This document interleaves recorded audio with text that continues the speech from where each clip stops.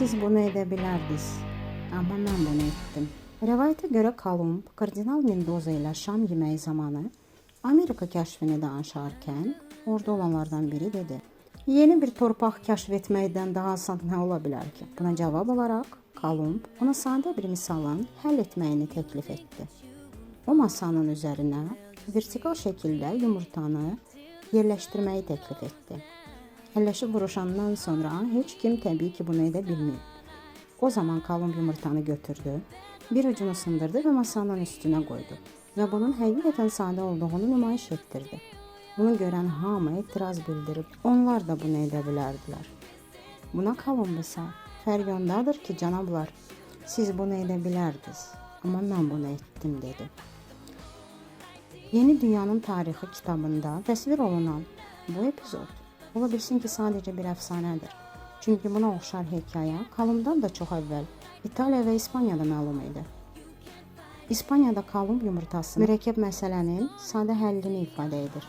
Qeyri-mümkün görünən bir həllin kimsə bunu başa düşdükdən sonra əslində sadə olduğunu simvollaşdırır. Əlbəttə, hər kəs hər şey eləyə bilər. Hər kəs sizin uğurlarınızı kiçik də görə bilər. Hər kəsin uğurlarımızın eynisini eləməyə iddia da edə bilər. Amma siz eləyəndən sonra ona görə deyirlər ki, yol olmayan yerdən get ki, izin qalsın. Kardinal Gonzales de Mendoza'nın Christopher Kolumbun Amerika kəşfində mühüm rol oynadığını çoxu bilməyə bilər.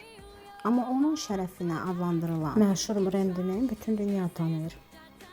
Kardinal Mendoza brendi İspaniya krallarının sarayında nüfuzlu şəxs və Christopher Kolumbun Amerika qitəsində ilk səyahətini dəstəkləyənlərdən biri olan 15-ci əsrdə yaşamış İspan kardinal Pedro Gonzales de Mendoza'nın şərəfinə adlandırılıb. Mütəmadi olaraq dünyanın ən yaxşı brendlərinin reytinqinə dahil edilir və bu da onun yüksək statusunu təsdiqləyir. Beləliklə, Kardinal Mendoza kütləvi məhsul deyil, bilicilər və mütəxəssislər tərəfindən sevilən, onun davamlı populyarlığını və yüksək tələbatını təmin edən bir kult brendidir.